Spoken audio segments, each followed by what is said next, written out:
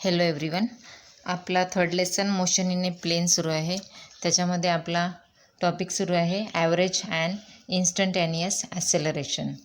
आपल्याला ॲसेलरेशनची डेफिनेशन माहीत आहे. ती आहे rate of change of velocity with time. ती झाली ॲसेलरेशनची डेफिनेशन. आता ॲव्हरेज ॲसेलरेशन कसं येईल? The average acceleration of an object having velocities V1 and V2 at times T1 and T2 is given by average acceleration is equal to, इथे average acceleration लिहिता येईल AV for average vector V2 minus vector V1 upon T2 minus T1. ही झाली average ॲसेलरेशनची definition. तर आपण आधीच्या याच्यामध्ये बघितलं होतं, इथे पॉईंट ऑब्जेक्ट पॉईंट Pवर होता, देन पॉईंट Qवर आलेला. ती सेमच फिगर बघू. आता आपल्याला काय पाहिजे, एक्स ॲक्सिसवर T घेऊ टाईम आणि वाय ॲक्सिसवर घेऊ V वेलॉसिटी. तर पॉईंट Pवर वेलॉसिटी अप्लाय होतं या प्रकारे. तर त्याचे दोन कंपोनंट्स राहणार. इकडे राहणार V1, इथे राहणार V2. आता हा V1 आहे कंपोनंट, V1 आहे. तर एक्स ॲक्सिसवर राहणार V1x आणि वाय ॲक्सिसवर राहणार V2y. इथे राहणार V2y, या डायरेक्शनला राहणार, हा इकडे. सिमिलरली आता पॉईंट Qवरती राहणार, सपोज असं राहणार.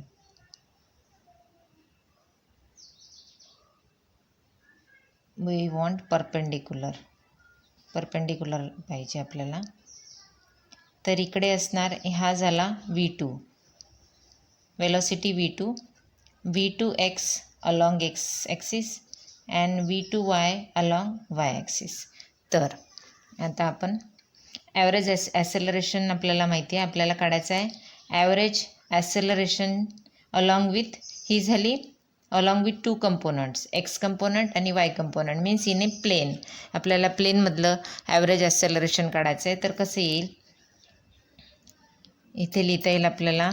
आपण काय लिहिलेलं इथे, V1 डिवाइड झाला आहे V1 along x axis plus V2 along Y axis, आणि V2 येईल vector V2 is equal to V2 along x axis plus V2 along Y axis.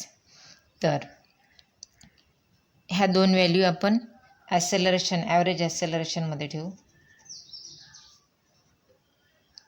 इथे येईल V2च्या ठिकाणी V2, this value V2x plus V2y minus V1च्या ठिकाणी V1, vector V1चे component येईल V1x प्लस V2y.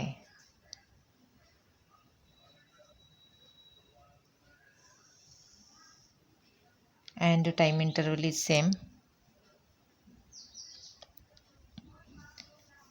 तर एक्स कंपोनंट आपण याच्या सफिक्स सोबतच घेऊ, V2x अशा प्रकारे न घेता, plus V2y minus V1x minus V2y upon T2 minus T1. x component we will take closer, V2x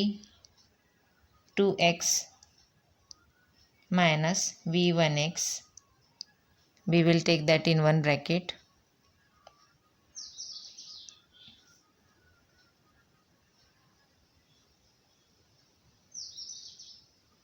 plus V2y minus V1y upon T2 minus T1. Again we want vector quantity आहे. तर आपल्याला इथे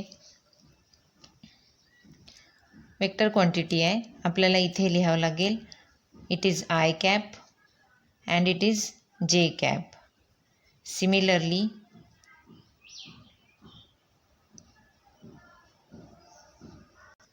तर नंतर येईल v2x minus v1x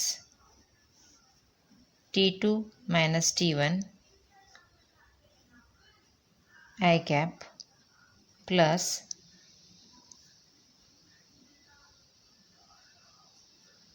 v2y minus v1y y components म्हणून t2 minus t1 इथे जे कॅप घेऊ.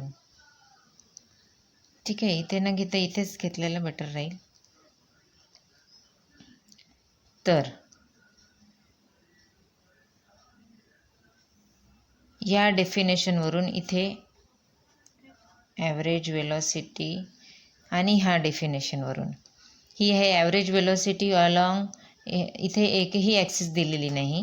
इथे एक्स ॲक्सिसवरची हे कंपोनंट्स आले आहे along with unit vector I, आणि इथे आले आहे v2y minus v1y Y components आहे, इथे एक्स कंपोनंट्स आहे, इथे कोणतेच कंपोनंट नव्हते. तर आपल्याला इथे मग लिहिता येईल ही येईल ॲव्हरेज वेलॉसिटी अलॉंग कुठे येईल, अलॉंग ही ॲव्हरेज वेलॉसिटी अलॉंग एक्स आहे, अलॉंग एक्स असं लिहिता येईल. And i cap plus it is average velocity along Y आणि जे कॅप हे सेम आहे ॲज आवर ॲव्हरेज वेलॉसिटी डेफिनेशन. म्हणून ॲव्हरेज वेलॉसिटी दोन कंपोनंट्समध्ये डिवाईड झाली आहे, along x axis and along Y axis. अशा प्रकारे आपलं हे झालं फर्स्ट ॲव्हरेज ॲसेलरेशन झालं. ॲव्हरेज ॲसेलरेशन झालं इथे आपलं. तर हा एक्स कंपोनंट आहे आणि हा वाय कंपोनंट आहे. Here where AAV x and average acceleration along y are average acceleration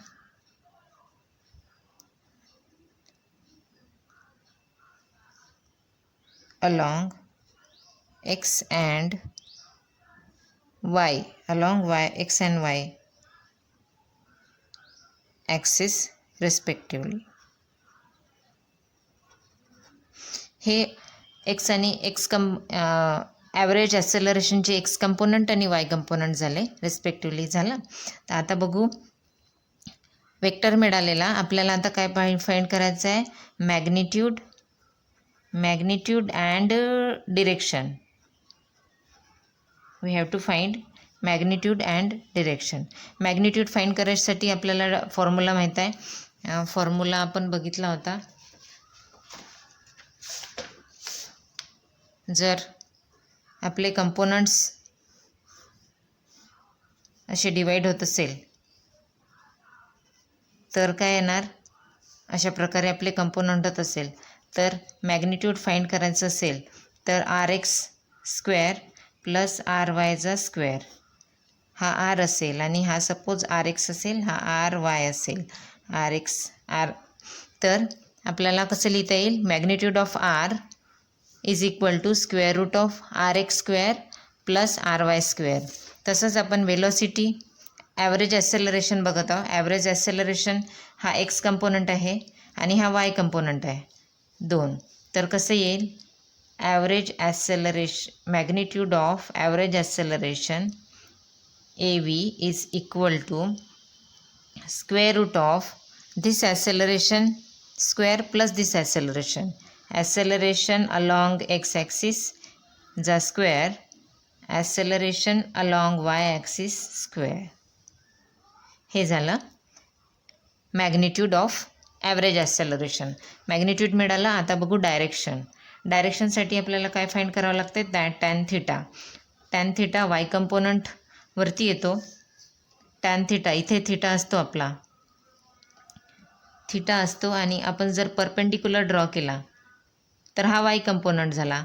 Y component means Y component upon X component येतो. तर वाय कंपोनंट आपला कोणता आहे? हा अलॉंग वाय ॲक्सिसचा वाय कंपोनंट आहे. वाय कंपोनंट येतो along X component. X component आहे A V upon X. This is our direction of average acceleration. आणि हे झाली मॅग्निट्यूड. दिस इज मॅग्निट्यूड आणि हे आहे डायरेक्शन. तर A V x and a average of y are the components of vector average acceleration, right? अशा प्रकारे average acceleration आपण काढलं प्लेनमधलं आणि आपला मॅग्निट्यूड पण निघाला आणि डायरेक्शन निघालं. सिमिलरली आपल्याला इन्स्टंटेनियस ॲक्सेलरेशन काढायचं आहे. इन्स्टंटेनियस ॲक्सेलरेशन काढू. बघा, इन्स्टंटेनियस ॲक्सेलरेशनची डेफिनेशन आहे, it is the limiting value of average acceleration when the time interval goes to zero. म्हणजे means it is very minute for minute interval. तर येईल acceleration is equal to limit of delta T tends to zero और t tends to 0 is equal to delta v upon delta t is equal to dv upon dt. ही झाली instantaneous ॲक्सेलरेशनची definition. तर आपल्याला प्लेनमधलं घ्यायचं आहे. प्लेनमधलं घ्यायचं आहे. फिगर सेम फॉलो करू. तर आपल्याला काय येईल? ॲक्सेलरेशन इज इक्वल टू येईल, ॲक्सेलरेशन इज इक्वल टू आहे लिमिट दिस. तर D D T of V आहे. तर वेलॉसिटी आहे. तर आपल्याला V1 आणि वेलॉसिटी अलॉंग एक्स ॲक्सिस आणि अलॉंग वाय ॲक्सिस घेता येईल. तर इथे येईल D D T of along x axis means I vector plus dt of along y axis in place of this t j unit vector येईल. ठीक आहे. Velocity म्हणजे change in displacement with respect to time, right. तर in व्हीच्या ठिकाणी येणार आपल्याला displacement, change in displacement upon change in time. Same here हे अलॉंग एक्स ॲक्सिसचं आहे, अलॉंग वाय ॲक्सिसचं आहे. तर आपण डेरिव्हेटिव्ह सॉल्व करू. D D T means D square X D T square I cap.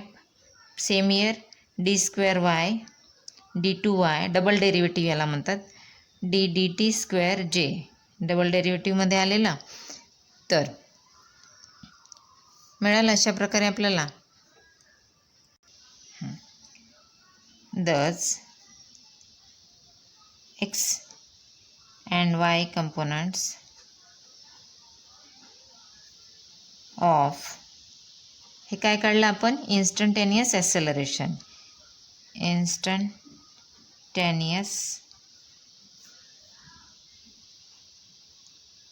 Acceleration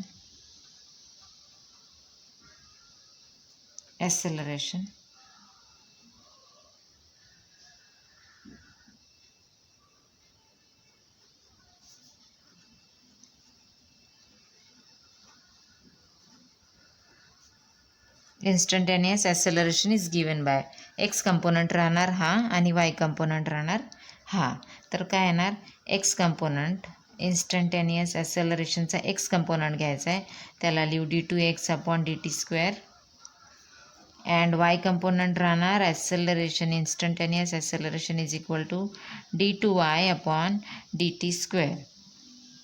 मिळाले? हे झालं ॲक्च्युअल आपलं इक्वेशन 1 देते याला again. It is instantaneous accelerations equation we got along x axis and along Y axis and these are the components of acceleration along x axis, acceleration along Y axis. झालं. तर आता बघू आपल्याला काय काढायचं आहे. सेम आपण इथे काढलेलं ॲव्हरेज ॲसेलरेशन काढल्यानंतर आपण काढले मॅग्निट्यूड आणि डायरेक्शन. सेम इथे काढायचं आपल्याला. नाव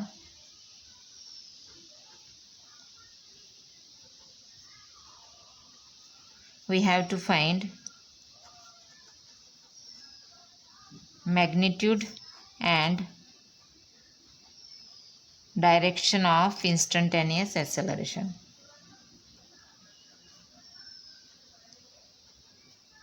Instantaneous. ठीक आहे. आपल्याला एक्स कंपोनंट वाय कंपोनंट लक्षात ठेवायचं आहे आणि आपल्याला काढायचं आहे मॅग्निट्यूड. मॅग्निट्यूड आपल्याला काढायला मॅग्निट्यूड ऑफ ॲसेलरेशन, इन्स्टंटेनियस ॲसेलरेशन आहे ए मॉड आणि ॲरो कॅन्सल, ए असं पण लिहिता येईल, मॉड मॅग्निट्यूड. तर काय येणार स्क्वेअर रूट ऑफ, सिमिलरली आपण बघितलेला हा same formula, mod of this is equal to X component square root of X कंपोनंटचा स्क्वेअर प्लस वाय कंपोनंटचा स्क्वेअर. तर एक्स कंपोनंट आहे आपला, this is X component and this one is Y component. तर magnitude कसं येईल d2x upon dt स्क्वेअरचा square plus d2y upon dt स्क्वेअरचा स्क्वेअर इन स्क्वेअर रूट. तर हे झालं इन्स्टंटेनियस ॲसेलरेशनचं मॅग्निट्यूड. आपल्याला मॅग्निट्यूड मिळालं इक्वेशन नंबर 2. आता आपल्याला काय फाईंड करायचं आहे अँड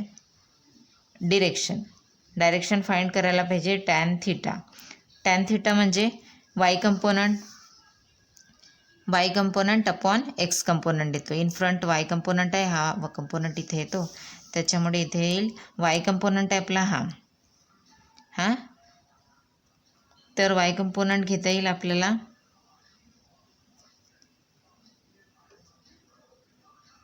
इथे येईल d2y upon dt square upon d2x upon dt square. तर यालाच आपण वेलोसिटीच्या फॉर्ममध्ये लिहू. वेलोसिटीच्या फॉर्ममध्ये कसं येईल इथे बघा, d2 आपल्याला वेलोसिटीच्या फॉर्ममध्ये घ्यायचं आहे. तर इथे येईल, इथे बघा d2y upon dt square is equal to येईल dv upon dt along, this is along, हे काय वेलोसिटी म्हणजे कसं आहे हे dy अपॉन dt आहे.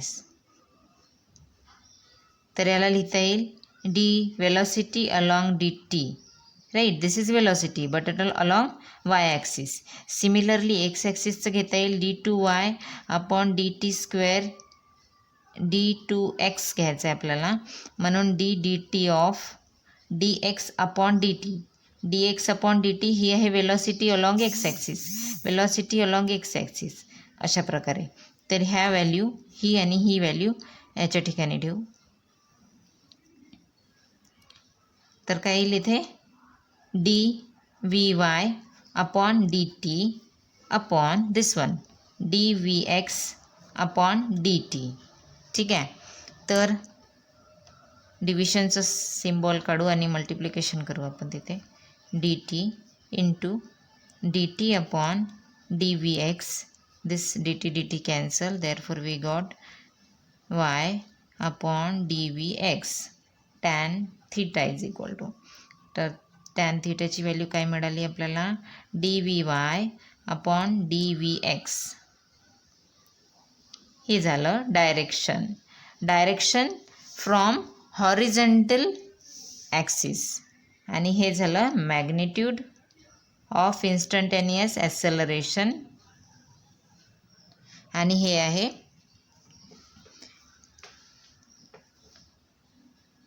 हे काय डायरेक्शन. तर काय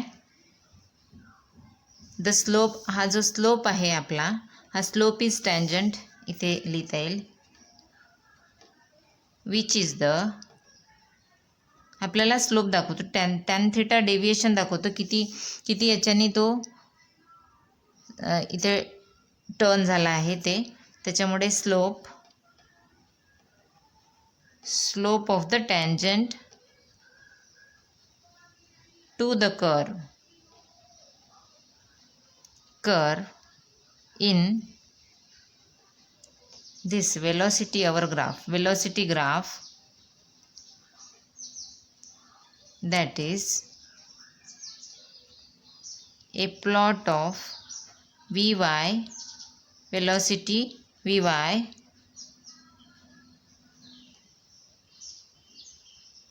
versus Vx. तर अशा प्रकारे आपल्याला इन्स्टंटेनियस ॲसेलरेशन मिळालं. ठीक आहे. Then see you in next class.